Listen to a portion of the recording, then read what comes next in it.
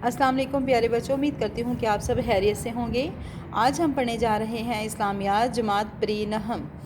اس میں ہم جو پڑھنے جا رہے ہیں وہ ہے الجزء الثالث موضوعاتی مطالعہ، اور اس کے اندر جو ہم پہلا ٹاپک پڑھیں گے وہ ہے قرآن مجید۔ اب اس کے اندر ہم کس چیز کی ڈیٹیل جانیں گے، وہ ہے تعارف، حفاظت اور فضائل۔ سب سے پہلے آج ہم کرتے ہیں بات تعارف، قرآن مجید کے تعارف کے بارے میں۔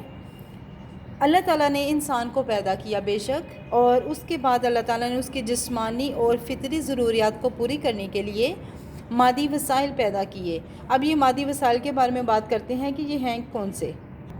مادی وسائل سے مراد کھانا پینا، لباس کا پہننا اوڑھنا، اور اس کے بعد آ جاتا ہے ہمارے روزمرہ کے اخراجات، اور اس کے ذہن اور روح کی رہنمائی کے لیے بھی اہتمام فرمایا۔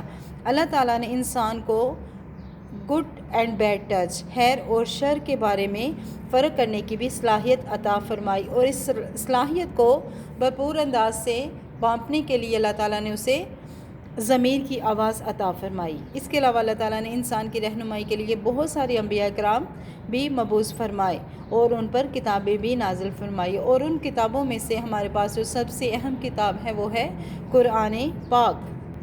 تو پیارے بچوں، کیا آپ جانتے ہیں کہ اللہ تعالیٰ نے جو ہمیں مشہور کتابیں آسمانی نازل فرمائی ان کے نام کون کون سے ہیں؟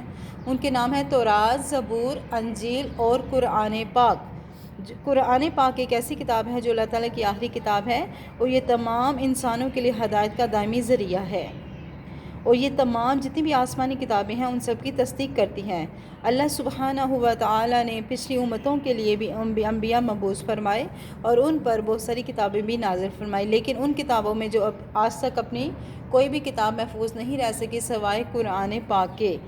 اللہ تعالیٰ قرآن پاک میں سورہ مائدہ آیت نمبر 28 میں فرماتے ہیں، اور تمہاری طرف ہم نے یہ کتاب نازل فرمائی، یہ حق لے کر آئی ہے۔ حق کون لے کر آئی ہے؟ قرآن پاک۔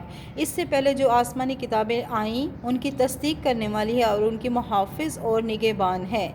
تو پیارے بچوں، اس کا یہ مطلب ہے کہ قرآن جتنی بھی تمام پچھلی کتابیں ہیں ان کے بارے میں یہ تصدیق کرتی ہے